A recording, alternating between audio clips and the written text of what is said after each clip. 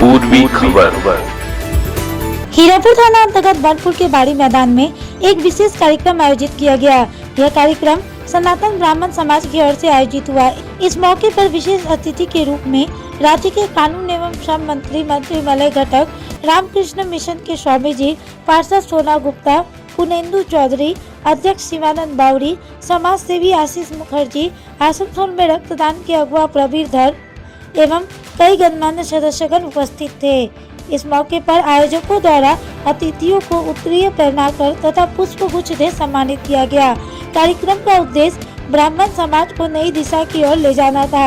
इस कार्यक्रम के तहत समाज को एकजुट करना, प्रगति के तरीकों पर चर्चा एवं आर्थिक विकास और रोजगार के अवसरों को सृजन करना शामिल है। आइए जानते हैं आगे की जानकारी। तो आगामी दिने আমি চাইবো যে এইখান থেকে আমাদের ওইখানে যে যদি কোনো সভা করা যায়, প্রত্যন্ত ভিলেজের মধ্যে যদি আমাদের সংগঠনটা ছড়িয়ে দেওয়া যায় তো অনেক মানুষের উপকার হবে, মানে মূলত ব্রাহ্মণ সমাজের উপকার হবে। আমরা সমাজে দেখেছি ব্রাহ্মণ সমাজ বাদ দিয়ে ডোম সমাজ, বাউরি সমাজ, যারা সমাজটাই তৈরি করে আমাদের যে চতুর্বর্ণ সমাজ, ব্রাহ্মণ, বৈশ্য, শূদ্র আর ক্ষত্রিয়, তো আমরা হচ্ছে সবার উপরে। কিন্তু আজকে বর্তমান যুগে ব্রাহ্মণরা মূলত ফেলনা হয়ে গেছে। একটা বিবাহ বাড়িতে আমরা যখন যাই 10 লাখ 20 লাখ টাকা মানুষ খরচা করে, কিন্তু ব্রাহ্মণকে দেওয়ার সময় 500 টাকা বেরোতে চায় না, যে ব্রাহ্মণকে 500 টাকা দেবো না, অথচ একটা বিবাহ বাড়িতে 10 লাখ 20 লাখ টাকা খরচা হচ্ছে। আর একটা কথা বলবো, আমাদের ব্রাহ্মণদের কোথায় ত্রুটি আছে জানেন তো? একটা ব্রাহ্মণ যখন উপরে উঠে যায় তখন কিন্তু আর একটা ব্রাহ্মণকে সে ওঠাতে চায় না, যেটা আমাদের সব থেকে বড় দুর্বলতা। তাই আমি চাইবো যারা এখানে আমাদের বয়োজ্যেষ্ঠ দাদারা আছেন, অনেক গুণী মানুষ আছেন, পান্ডাসুরে যেন আমরা সংগঠনটা বিস্তার করতে পারি। আমি প্রথমেই ধন্যবাদ জানাই এই সনাতন ব্রাহ্মণ সমাজের সকল সদস্যকে, সভাপতি, সম্পাদক যারা আছেন তাদেরকে, যে আজকে একটা সুন্দর অনুষ্ঠানে তারা আমাকে আমন্ত্রিত করেছে। কেউ সনাতন ব্রাহ্মণ সমাজ, এটা আমি জানি না এর কোনো ইতিহাস লেখা আছে কিনা, যে জন্ম কবে, তবে আমার মনে হয় সমাজ যখন প্রতিষ্ঠা হয়েছে তখন থেকেই ব্রাহ্মণ সমাজ আছে। তো সুতরাং ব্রাহ্মণ সমাজ সবসময় কিন্তু সমাজকে পরিচালনা করে এসেছে, বিগত দিনেও করেছে, আজকেও কিন্তু করে। তাই ব্রাহ্মণ সমাজের একটা ভূমিকা আছে সমাজে, সমাজকে পথ দেখানো, সমাজকে দিশা দেখানো এবং সমাজকে তুলে ধরানো। তাই ব্রাহ্মণ সমাজ একত্রিত হয়ে এখানে আপনারা সভা করছেন, এর জন্য আমি সত্যি খুব ভালো লাগছে। আমাকে একটু আগে বলেছে, অনুরোধ করেছে যে একটা কোথাও যদি জায়গা পাওয়া যায় যেখানে ব্রাহ্মণ সমাজের অফিস করা যায়, তো আমি নিশ্চয়ই খোঁজ খবর নেব যে কোথায় জায়গা আছে যেখানে জায়গাটা পাওয়া যেতে পারে। এবং জায়গা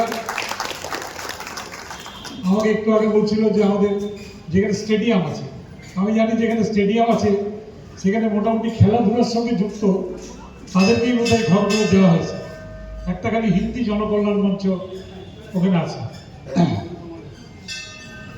আর এমনিতে আমাদের ইসকোর অনেক আছে, যে ইসকো অনেক জায়গাতেই কিন্তু যারা সোসাইটি বা এই ধরনের রেজিস্ট্রেশন আছে তাদেরকে অনেক জায়গা দিয়েছে। আমি এখানেও খোঁজখবর নেব যে এই অঞ্চলেও কোনো জায়গা আছে কিনা যেখানে আগামী দিনে আপনাদের কাজ করতে সুবিধা হয়। তবে এটুকু আমি বলছি যে কাজ করার যদি ইচ্ছে থাকে, কাজ যদি করেন, দেখুন আপনাদের তো কোনো ঘর নেই, ঘর না থাকা অবস্থাতেই আপনারা এতটা এগিয়ে গিয়েছে। তবে একটা ঠিকানা হলে আরও দ্রুততার সঙ্গে এগোনো যায়, আরও ভালোভাবে কাজ করা যায়। তাই আমি নিশ্চয়ই সচেষ্ট হব, এইটুকু কথা আমি দিয়ে গেলাম। এবং আমি আজকে যারা উপস্থিত হয়েছেন তাদেরকে ধন্যবাদ জানাই।